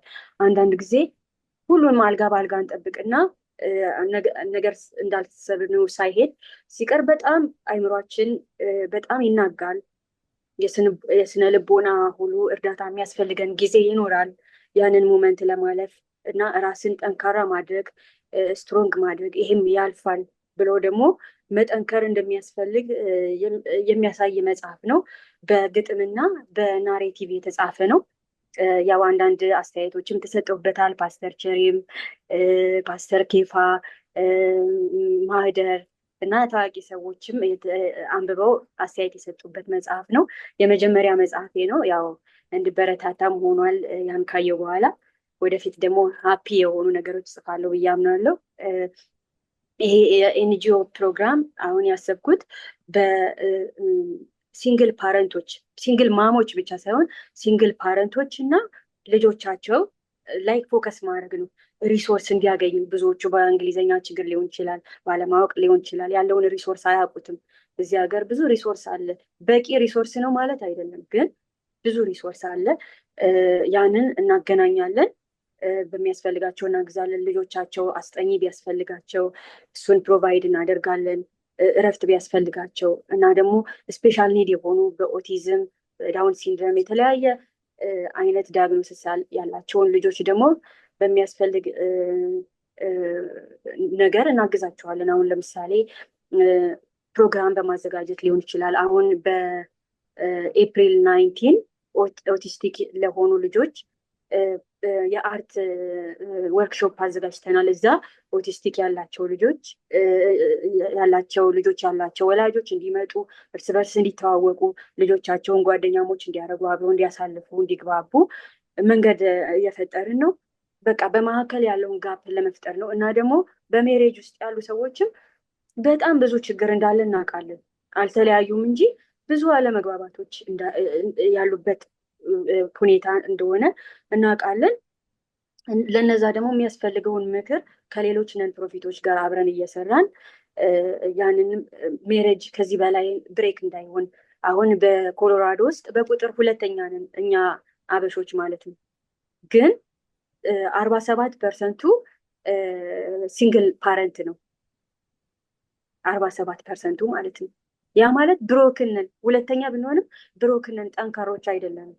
ስለዚህ በአሜሪካ ያለን ሰዎች ኮሚኒቲያችንን ማጠንከር አለብን። ኮሚኒቲያችንን ካልጠነከርን እኛ ማንጠነክርም፣ ሪሶርስም አናገኝም። አሁንን ፕሮፊታችን አላማው ምንድን ነው? በቃ እንደዚህ የሚቸገሩ ወላጆች እንዳይቸገሩ የሚያስፈልገውን ሁሉ ሪሶርስ ለማምጣት ከመንግስት አካል ጋር በመነጋገር ያለውን ችግር በማውራት ለመቅረፍ በመሞከር ኢቨን ሕግ እስከ ማስለወጥ ድረስ የሚደርስ ነው እና አብያተ ክርስቲያኖችም ፕሊዝ በዚህ ነገር ላይ ግቡልን። እኛ በእናንተ አድገናል እና በእንደዚህ አይነት ሰዎች ሰለባ እንዳንሆን በጣም ብዙ ባለታሪኮች አሉ አገልጋይነን ብለው አግብተው የመጡ እና ያው ፈቃደኛ ከሆንክ እነሱን በቀጣይነት ለመቅረብ ይፈልጋሉ እና ይሄ ነገር ብዙ ሰዎች እንደሚተቹኝ ያውቃለሁ። ግን አንድ ሰው ሰምቶ ከተማረበት ከኔ ስህተት አንድ ሰው ሰምቶ የሆነ መፍትሄ ለማምጣት ካስብበት ስራዬን ጨርሻለሁ። እና ወጣት ሴቶች በተለይ ምንድነው ማለት የምፈልገው በምንም አይነት እድገት ብታድጉ ከምታገቡት ሰው የተነሳ ህይወታችሁ ቁልቁል ሊወርድ ይችላል፣ ደግሞ ወደ ላይ ደግሞ ሊስፈነጠቅ ይችላል እና በጣም እግዚአብሔር ይርዳችሁ እላለሁ። በጣም በጥንቃቄ ሳትቸኩሉ በደንብ መርምራችሁ የምታገቡትን ሰው አግቡ። ምክንያቱም እኛ ለ2 ዓመት ሆነ አሁን የኔ ታሪክ ለ2 ዓመት ኖርኩት።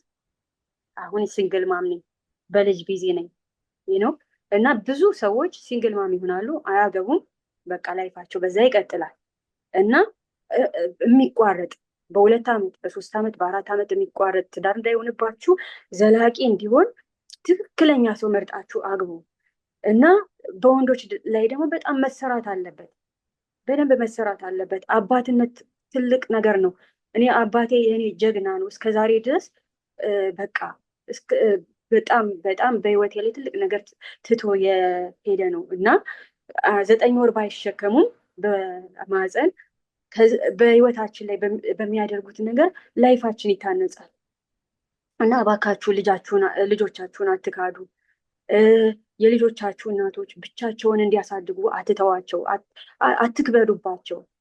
ምክንያቱም እኛ አዘ ኮሚኒቲ የምናድገው እናንተ በኮሚኒቲ ውስጥ በቤታችሁ ውስጥ በምታደርጉት ነገር ነው እና እባካችሁ ማለት ፈልጋለሁ። ለወንዶች ስለ ትዳር፣ ለሴቶች ስለ ትዳር መነገር አለበት። እኛ አናቅም እንደዚህ አይነት ትምህርት እዚህ ሀገር አለ እና መማር አለብን። ሴቶችም ደፋር መሆን አለብን። በነገራችን ላይ ሲንግል ማም ሆኖ መቀጠል ግዴታ አይደለም። ህይወት ይቀጥላል በማንኛውም መልኩ። ትልቁ ነገር የቀደመው ህይወቴ ምን አስተማረኝ፣ ከዛ ምን ተማርኩኝ። እንጂ አሁን ሰላምን እስከመጨረሻው በሲንግል ማምነት ኑሪ የሚል ህግ የለም አይደለም። ይሄ ማለት ሁሉም ወንዶች አንድ ናቸው ብሎ አይምሮሽ ደምድሟል ማለት ነው። which is opportunity ኖሮሽ ነገሮችን ምክንያቱም ማንም ሰው አንድ ሰው ስለበደለው አንድ ሰው ስላስከፋው አንድ ሰው ስላሳዘነው እድሜ ዘመኑን ሙሉ ያንን እያሰበ በዛ እየተጸጸተ በዛ እያለቀሰ ወይኔ እንደዚህ ሆነ የኔ መጨረሻ እያለ መኖር የለበትም። ህይወት ስለሚቀጥል በቃ ያ ሰው ትቶ ነው ወጥቷል በህይወታችን ውስጥ። ምናልባት አንዳንድ ጊዜ ነገሮችን ለበጎ ነው ብሎ ማየትም መልካም ነው ብዬ ገምታለሁ። ምክንያቱም ያ ሰው ምናልባት በህይወታችን ውስጥ ገብቶ የወጣው ሰው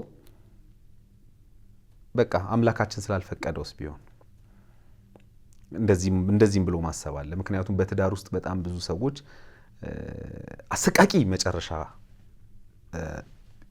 ውስጥ ሲገቡ አይተናል አይደለም። አላስፈላጊ መጨረሻው ሲገቡ አይደል ሲባሉ የሆነ ነገር ሲያደርጉ ብዙ አስከፊ ክፉ የሚባሉ ነገሮችን ሲያደርጉ አይተናል። እንደውም እኔ ይገርመኛል ከአንዳንዴ ሳስበው ባልና ሚስት እንደዛ ተፋቅረው ተዋደው ተጋብተው መጨረሻ ላይ ሲለያዩ በጣም አስከፊ ሁኔታ ሲለያዩ ሌላ ሰው ላይ እንደዛ አይነት ጭካኔ እርስ በርስ የተጨካከኑትን ጭካኔ ሌላ ሰው ላይ አድርጉ ቢባሉ እንኳን አያደርጉትም። እንደዚህ አይነት ነገሮች ሀፕን ሊያደርጉ ይችላሉ። ስለዚህ ህይወት ስለሚቀጥል ዋናው ትልቁ ነገር ካለፈው ህመሜ ድኛለሁ ወይ ነው። ይሄ ነው መታሰብ ያለበት። ምን አስቀመጠብኝ? አየሽ አባትሽ ያንን የመሰለ ምርጥ ነገር አስቀምጦልሽ ለወንዶች ያለሽ አመለካከት እንደዚህ ሆኖ ይሄኛው በህይወትሽ የገባው ሰው ደግሞ ይሄን ሲያስቀምጥብሽ ያኛውን ከሻርሽው ኦኬ there is something መስተካከል ያለበት ነገር ማለት ነው። ገባሽ አይደለ? ስለዚህ ይሄን ላንቺም ለሌሎችም ህይወት እንደሚቀጥል ይሄን ማወቅ አንደኛው። እንዳልሽው በትክክሉ አጥንቶ መግባቱ የማይፈርስ ትዳር ወይም ደግሞ ይሄ መተሳሰብ፣ መከባበር፣ መዋደድ፣ መፋቀር ያለበትን ትዳር እንድንመሰረት ይረዳናል። ማጥናቱ፣ ማወቁ፣ አይቶ ነገሮችን መዝኖ መግባቱ። ትዳር ሚስት የእግዚአብሔር ስጦታ ናት ይባላል። ባልም እንደዛው ነው እኮ። ትዳር ከፈጣሪ ነው የተባረከ ትዳር። ግን በዛ ሂደት ውስጥ ያው የኛ እጅ አለበት አይደለ? እንሞክር እኛ አይደለን ፈልገን የሆኑ ነገሮችን አድርገን ወደን አይተን ፈቅደን ነገሮችን የምናደርገው። ስለዚህ ያንን ሂደት ማስተካከል የተሻለው መንገድ ያ ነው ብዬ አስባለሁኝ። ከዛ ውጭ እንዳልኩሽ ህይወት በየትኛው መልኩ ስለሚቀጥል ነገ ሁሌም የተሻለ ነው። በነገራችን ላይ እኔ እንደዛ ነው የሚሰማኝም ማምነውም። ነገን ያየ የለም። ዛሬ ልንሰበር፣ ልናዝን፣ ልንከፋ፣ ልንቆጣ፣ ብዙ ነገር ልናጣ፣ ልናገኝ እንችላለን። ነገ ሌላ ቀን ነው። ነገ ሁሌም የተሻለ ነው። ነጋችንን ጥሩ ለማድረግ ደግሞ እኛ ዛሬ ከትላንት ህመማችን ምን ያህል ድነናል የሚለውን መመዘኑ ጥሩ ነው ብዬ ስለማስብ ነው ይሄን ነገር ያነሳሁልሽ። አሁን ልጅሽን በነጠላ ወላጅነት እያሳደግሽ ነው፣ በሲንግል ማምነት። የሆነ ጊዜ መጥቶ ልጄ ሊልሽ ይችላል ብዬ ስለምገምትም እሱ እንኳን ባይልሽ ልጅሽ ሲያድግ ያው አባቴ ማን ነው የማለቱ ነገር አይቀርም ሰው ስለሆነ እና ነገሮችን ከዚህ በኋላ እያጤንሽ እንድትሄጅ ይፈልጋለሁ። አንቺ የእሱን አባትነት ያው አትሰርዡ፣ እሱ ያንቺን እናትነት መሰረዝ እንደማይችለው ማለት ነው። እናንተ የእናንተን ግንኙነት ማቋረጥ የምትችሉት እና በልጆች ላይ ያው የኛ ሀገር ግና ያው እዛ ደግሞ ያለው ትንሽ ይለያያል ብዬ አስባለሁኝ። እና ያን ዋናው እናንተ እንደምታውቁት እንደ ኢትዮጵያዊነታችሁ ለልጃችሁ የተሻለ ነገር ማሰብ አለባችሁ ብዬ ስለማስብ አንቺ እንደ እናት ይኸውልሽ ያ የተሰበረውን ልብሽን ያ ያዘነውን ልብሽን አባትና ልጅን ባለማገናኘት አታገኙ፣ አትክሹ፣ አትመልሹ። ይሄን ማወቅ አለብሽ። አንተም ምናልባት ይሄን ቪዲዮ ያየህ ከሆነ ከሷ ጋር ያለ ከሷ ጋር የነበረ የተቋረጠው የፈረሰው ነገራችሁ ልጅን ባለማግኘት ውስጥ አታገኘው። ይሄን መታወቅ ስላለበት እናንተ የተስማማችሁት ነገር ካለ ምናምን እሱን እዚህ ላይ የማይገለጽ ነገር ከሆነ እሱን እንደዛ ማድረግ ትችላላችሁ። ትልቁ ነገር የሚፈልገው ያው እሱ ላይ ትንሽ ነገሮች እንድታስቡበት ነውና መልእክት ማስተላለፍ ትችላለሽ። እድል ልስጥሽ ለሱ ቀጥታ ለሱ ቀጥታ ማስተላልፈው ውሸት አቁም፣ አትዋሽ። ይኸውልህ ውሸት አሁን ብታቆም ከአሁን በኋላ ላለው ህይወትህ መንገድ ይከፍትልሃል። ግን በውሸት ከቀጠልክ አንድ ቀን መያዝ አይቀርም። በቃ ይኸውልህ እውነቱን ገለጥኩት፣ ሚዲያ ላይ ገለጥኩት። በቃ ሀ ብለህ ጀምር። አሁን ሀ ብለህ ጀምር። ሜዲካል ፍራውድ ማድረግ ስለ እኔ የምታወራውንም ሰምቻለሁ። ኦክላሃማ ሄደህ ምን እንዳደረግኩልህ ታውቃለህ፣ እንዴት እንደሆንኩልህ ለአንተ ታውቃለህ። እና ያ ያለፈ ጉዳይ ነው። ግን አትሊስት የልጅህ እናት ነኝ። ከፌስቡክ ላይ ደግሞ አውጣኝ። አሁን ሌላ ባለትዳር ነህ፣ ያለበትን ትዳር አክብር። ከፌስቡክ ላይ አውጣኝ። የሰርጋችንን ፎቶ ሰርዝ። በቃ ሌላ ላይፍ ጀምረሃል። ባለው ጽና። ወደ ሌላ ሴት አትሄድ ከዚህ በኋላ። እና እኔ የምልህ ነገር ቢሆን እሱ ነው። ልጃችንን እኔ ያሳድገዋለሁ። አንተ ኢትዮጵያ ላለው ልጅህ፣ ሌሎች ለተወለዱ ልጆችህ አቴንሽን ስጥ። እግዚአብሔር ይረዳኛል። እኔ ይህንን አሳድጋለሁ። ከዚህ በኋላ ግን ሴቶችን አትጉዳ፣ ንስሐ ግባ። እግዚአብሔርን አገለግላለሁ ብለህ ነው ይህን ሁሉ ያደረግከው እና እግዚአብሔር ደግሞ ጸጥ አይልም። እስካሁን ድረስም የደረሱብህን ብዙ ነገሮች ታውቃለህ። ስለዚህ ውሸት ካሁን በኋላ አቁም። ግድ የለህም። ይቻላል። ካለ ውሸት መኖር ይቻላል። ካለ አቴንሽን መኖር ይቻላል። ይሄንን ነው ማስተላለፍ የምፈልገው። ይቅርታ አድርጊልኝ ቢልሽ ታደርጊለታለሽ? እኔ እስካሁንም ድረስ ይቅርታ ጠይቅ ብየዋለሁ። ማለት ያው ስሜንም ቆይ የኔ ጥያቄ እንደዚህ አይደለም። ቆይ የኔ ጥያቄ አሁን እዛ ላጥ ያጠፋውን ስም ምናምን ይቅር በል አይደለም። ይቅር በይኝ፣ አጥፍቻለሁ፣ እስካሁን የሄድኩበት መንገድ ትክክል አይደለም፣ አሁን እኔና አንቺ አብረን መኖር እንችላለን ወይ ቢልሽ ትቀበያለሽ ወይ? የኔ ጥያቄ። ይቅርታ አደርግለታለሁ፣ ግን ባለትዳር ነው አሁን። ስለዚህ ባለትዳር ሰው ድጋሚ አልቀበልም። እሷን ባይጎዳትና ከእሷ ጋር አብሮ ቢኖር ነው ትክክለኛው። አሁን ኦልሬዲ ከኔ አልፏል። ከኔ በኋላም ከሌላ ሴት ጋር ነበረ። ይችኛዋ ከኔ በኋላ ሁለተኛ ነች ማለት ነው። ስለዚህ ካሁን በኋላ እንኳን የመምጣት ቻንስ የለውም። አይ እኔ እንደው ይሄን ሳልጠይቅሽ ማለፍ ስለሌለብኝ እንጂ አሁን ምናልባት ይሄን ስጠይቅ ብዙ ሰዎች እንዴ አሌክስ ይሄን ሁሉ ነገር አሳልፎ ይሄን ሁሉ ነገር አድርጓት ሊሉኝ ይችላሉ። ግን እኔ እንደዚህ አይነት ታሪኮችን ስለማውቅ ነውና ባክ ያደረጉ ታሪኮችን ማለት ነውና ዳትስ ዋይ ይሄን ጥያቄ ያቀረብኩልሽ። በጣም ነው ማመሰግንሽ። እግዚአብሔር ያክብርልኝ። ስላስተማርሽን እንድንነቃ የሆኑ ነገሮችን በጣም ኮንሰንትሬት አድርገን እንድናይ በጣም ልባችንን ዝግጁ አድርገን ነገሮችን አጢነን እንድናይ እና እንድንገባ የሚረዳ ታሪክሽን ስላካፈልሽኝ በጣም አመሰግናለሁ። ይሄ ሴቶች ልጆች ይረዱበታል፣ ሴቶች ታገዙበታል ያልሽው በምንድነው መጥተው የሚያገኙሽ? እሱን አድራሻ ልትልኪልኝ ትችያለሽ። ትልኪ ከታች እናስቀምጠዋለን። በተመልካቾች ስም በመላው ዓለም ባሉ ተመልካቾች ስም ግን ለነበረን ቆይታ ላጋራሽን ታሪክ ከልብ አድርጌ ነው ማመሰግንሽ። የተከበራችሁ ተመልካቾቻችን እንግዲህ ከዛሬ እንግዳዬ ጋር ያደረኩት ቆይታ ይሄንን ነው የሚመስለው። እንግዲህ ሰላም በህይወቷ ያሳለፈቻቸውን ጊዜያቶች በህይወቷ የሆኑትን የደረሰባትን የገጠማትን ነገር ተማሩበት አለችን። እንግዲህ መማር ነው። ምክንያቱም ስንቶች ምናልባት በዚህ ሰዓት ልክ ተመሳሳይ ሰላም የሄደችበትን መንገድ ልትሄዱ እየተጣጣራችሁ ያላችሁ ትኖራላችሁ፣ ወንዶችም ሴቶችም። እንግዲህ ቆም ብሎ አስቦ ነገሮችን አጢኖ ማድረግ ዋጋ እንዳለው አይተንበታል ብዬ አስባለሁ። በሌላ ጊዜ በሌላ ታሪክ እንገናኛለን።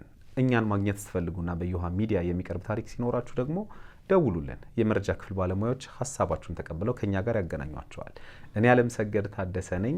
መልካም ጊዜ።